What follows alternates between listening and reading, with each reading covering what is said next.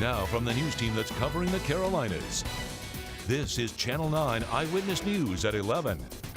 You suffered through the hottest day of the year today with temperatures hitting 95 in Charlotte. It's going to be just as brutal heading into the weekend. I'm Scott Wickersham. I'm Erica Bryant. Our chief meteorologist Steve Udelson is tracking the temperatures that will reach 80 by 10 a.m. tomorrow morning. Steve? Yeah, Erica, this afternoon, I had to go back to last September to find a day that hot, 95 degrees in the Charlotte area. Obviously, it was warm enough to touch off some scattered storms. Some of them had damaging winds out across the foothills. There's actually a late night shower in Gaston and Cleveland County. That'll die out in the next little bit. But here's what I'm watching for tomorrow. There is a band of storms to our north. That's along the leading edge of the drier, cooler air that's going to try to make a run at us. Low to mid 70s. That's what you'll wake up to tomorrow morning. 60s in the mountains. And here we go again. Heat index values by lunchtime. Low to mid 90s. On our way to temperatures in the mid to upper 90s again tomorrow afternoon. But with that cold front coming in, I'll show you which neighborhoods will see the cooling storms.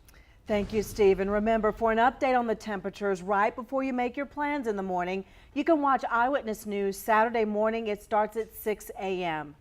Breaking news tonight, officials say that 180,000 gallons of raw sewage spilled into Sugar Creek watershed, and that feeds straight into the Catawba River. They say a pipe burst near Farmhurst Drive this afternoon. As Eyewitness News reporter Deshaun Brown explains, the Riverkeeper now has a serious warning for people heading to the river this weekend. Well, Scott, right now we are just outside of Kings Branch Creek where that spill happened. And I can tell you it is pretty hard just to stand here right now just because of the strong smell that's now coming from that creek. Now, the Catawba Riverkeeper told us this is now the third largest spill into the Catawba River Basin that Charlotte Water has ever had. Now that raises major health concerns for both drinking water and recreation. So here's what happens now. The South Carolina Department of Health has been told to put up signs, but they also have to notify the drinking water systems that are now impacted. The big concern here is in Lancaster and Chester counties in South Carolina, also Union County, North Carolina. We want to show you this photo. This was taken at the Kings Branch watershed this afternoon when the spill first happened. Tonight, the Riverkeeper has issued this warning. Anyone who's thinking about paddling the Catawba River this weekend probably should not go downstream of Riverwalk. So if you want to do the dam to Riverwalk, you're okay.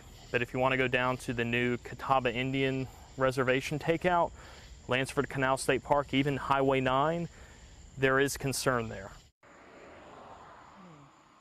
And this will not be a quick fix. Officials say after the initial bacteria test, it will still take about 24 hours for those results to come in. But officials also say it is, quote, impossible to determine what caused this kind of break. But they do want you to do this. They're reminding people not to throw anything in the toilet other than toilet paper. Right now, clogging is a major concern for breaks just like this one. Reporting live in South Charlotte tonight, Deshaun Brown, Channel 9 Eyewitness News. We sent out a breaking news alert as soon as we learned about that spill. Get a heads up about the important stories that happen near you by downloading the WSOC TV app. Breaking news tonight, the Trump administration is asking the Supreme Court for even more clarification on what family members are allowed to enter the U.S. under the travel ban, which limits visitors from 6 mostly Muslim countries. The Justice Department just filed an emergency appeal. A federal judge in Hawaii said grandparents and grandchildren with a relative in the U.S. are exempt from the ban. The court is set to hear arguments on the full travel ban in October. New tonight, USA Today is reporting that a Brazilian court has dismissed the criminal case against swimmer Ryan Lochte. It says that Lochte did not break the law when he exaggerated an incident at a gas station there last August. At the time, Lochte said that he and 3 other American swimmers were robbed at gunpoint at this gas station. But police accused the swimmers of giving false statements to the police after surveillance video from the station showed them vandalizing the property and arguing with the guards there. Ryan Lochte has since apologized for his behavior, and he was suspended for 10 months by USA Swimming. New developments, a Statesville man pleaded guilty to 2 home invasions. Marcus Brown will spend at least 10 years in prison now. On May 24th, he robbed and shot an 80-year-old man on Buffalo Shoals Road. days before he beat and robbed an 81-year-old man on Stockton Street. Brown was shot in one of those home invasions. New tonight, a man in West Charlotte told us that he ordered pizza from Domino's, but that he was told they would not deliver to him because his neighborhood isn't safe. Eyewitness News reporter Joe Bruno spoke to neighbors living along Beatties Ford who say they've run into the same problem when ordering from the restaurant on 4th Street in Midtown.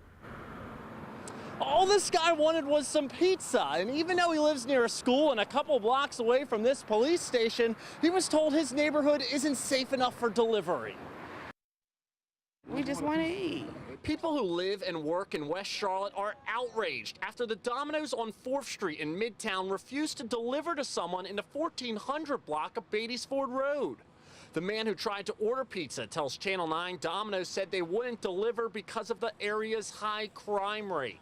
And it's sad to say in 2017 that, you know, a pizza company as dominant as Domino's will not deliver here. Channel 9 crime mapped the area and discovered over the past 4 weeks there have been 131 crimes within a mile of this stretch of Beatties Ford, with 60 of them being robbery, assault, larceny, and burglary. That's only 4 more total crimes than the location of the Domino's that refuses to deliver here.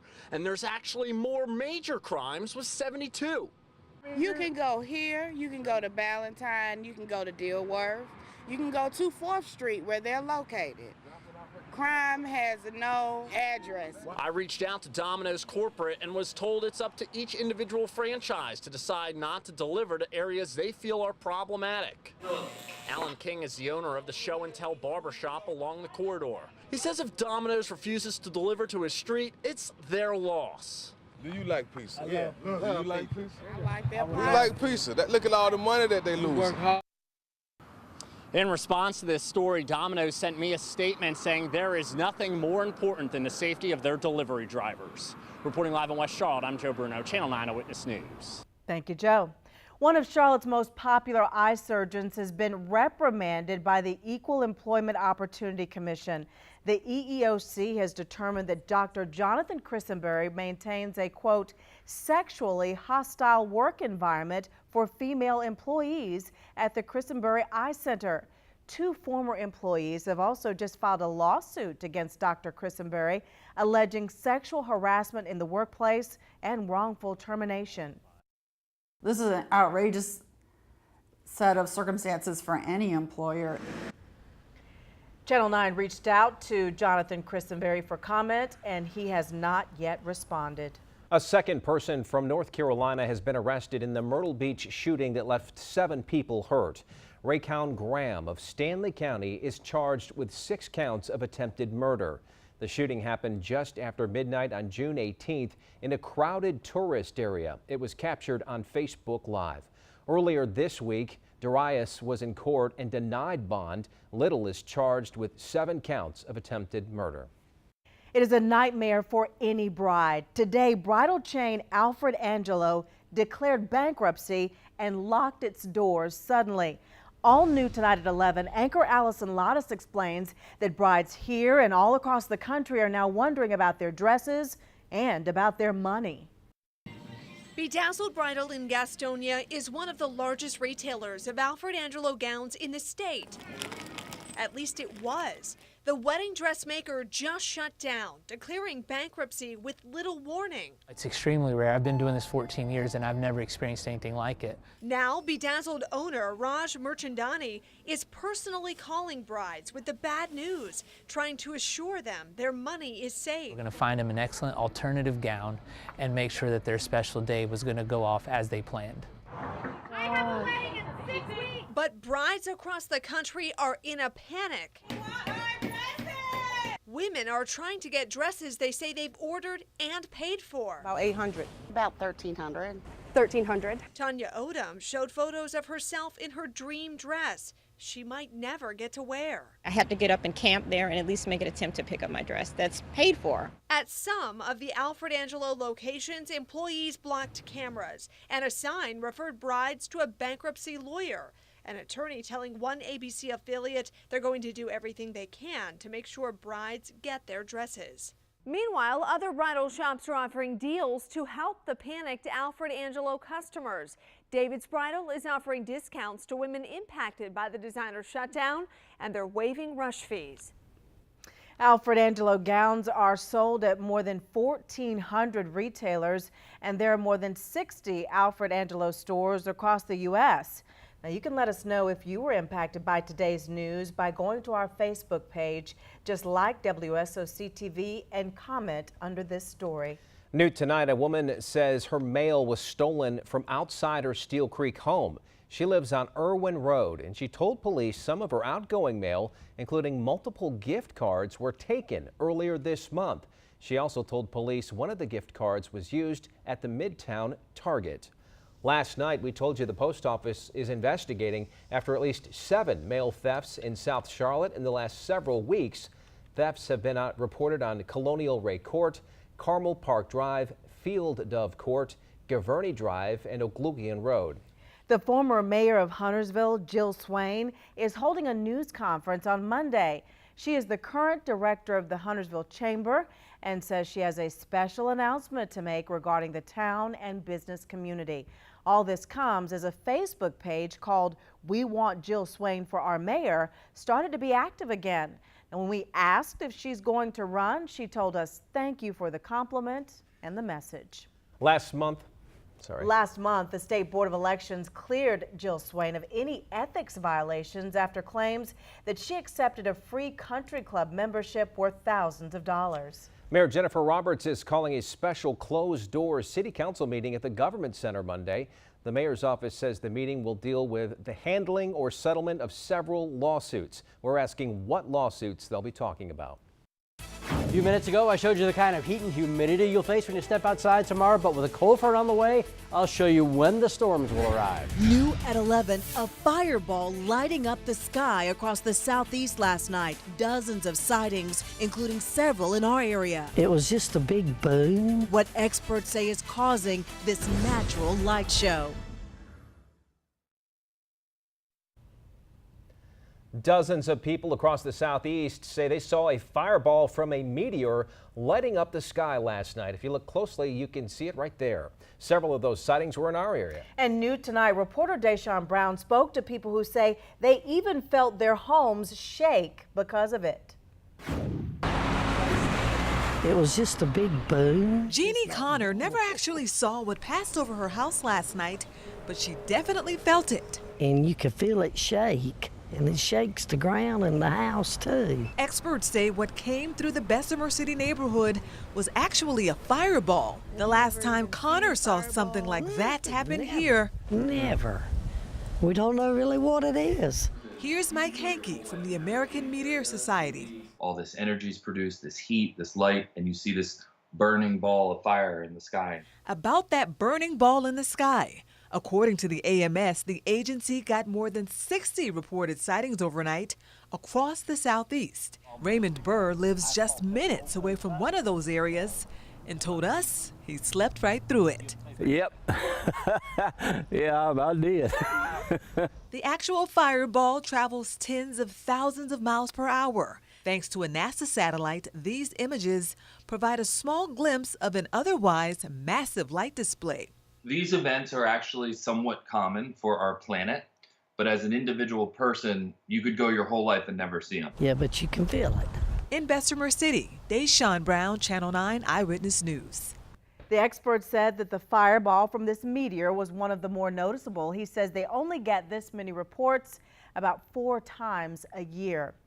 In April, a viewer in Troutman sent us this video of it lighting up the sky.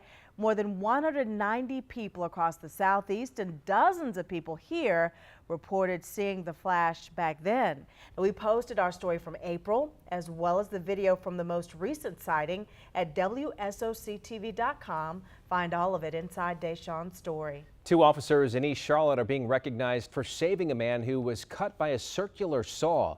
Officers David Ash and Jared Decker responded to screams for help on 35th Street Wednesday. The worker had sliced a major artery in his leg. The officers called medic and applied a tourniquet to slow down the bleeding. Doctors say it helped to save that man's life.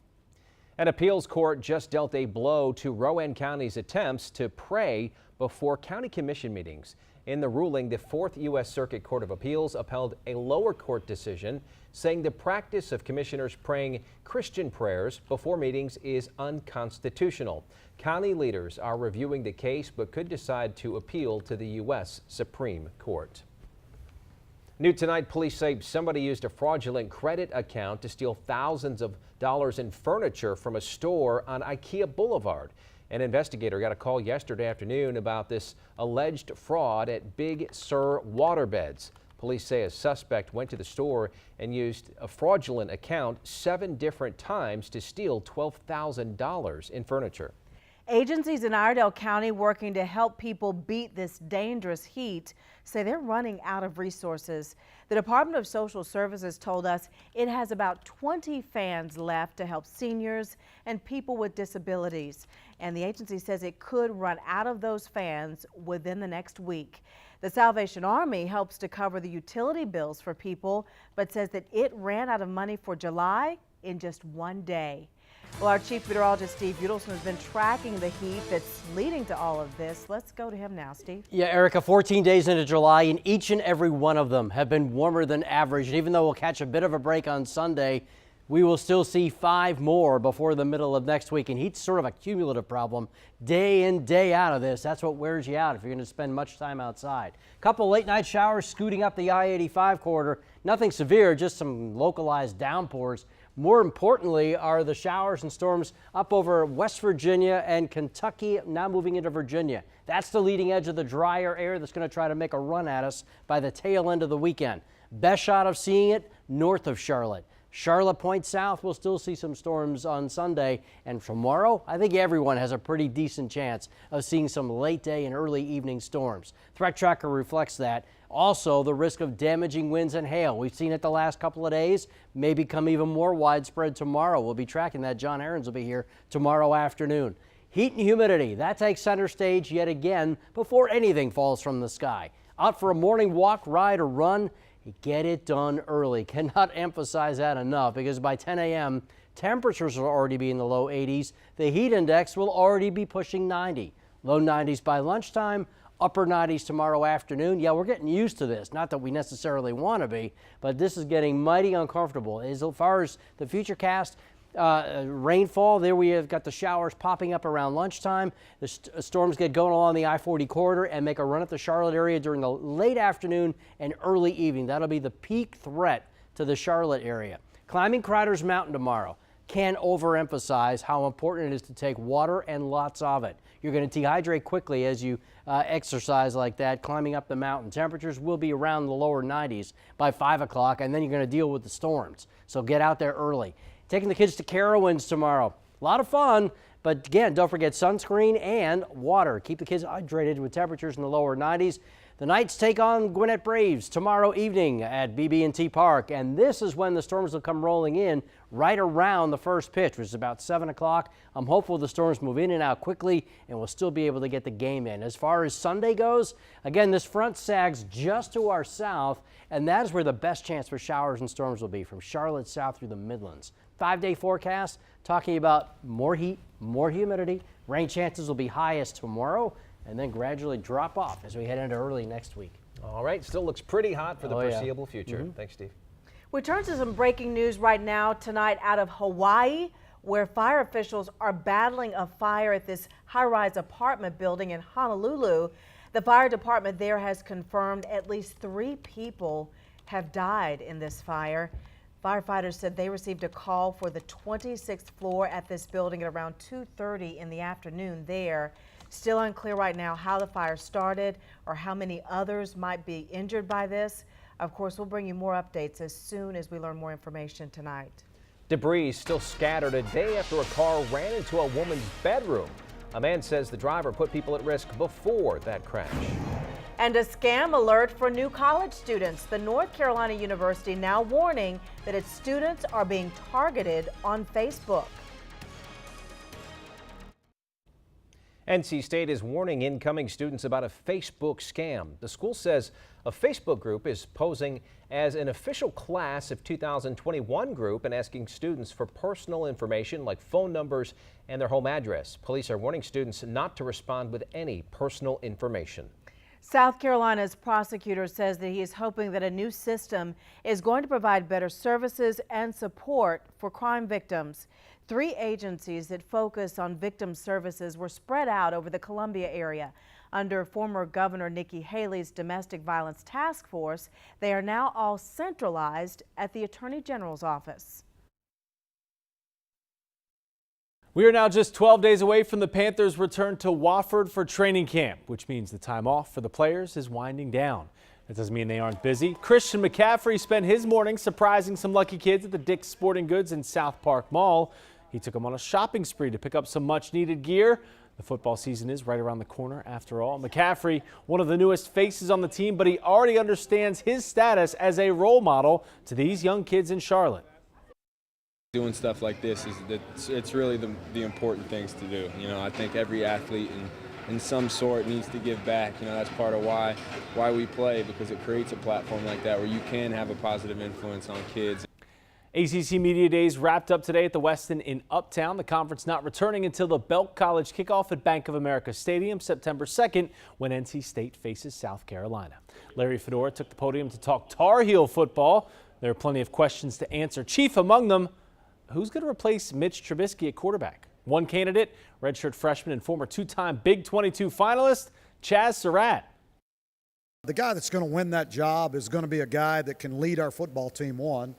He's got to be able to make good decisions and take care of the football. And if he does those things, he can be a guy that can help us be successful. Former Rocky River standout and current Louisville star Zaire Alexander said it felt like homecoming all over again. Alexander talking at ACC Media Days yesterday. The junior cornerback is a candidate for the Bednarik Award, which goes to the nation's top defensive player. That doesn't mean he thinks his game is where it needs to be, though.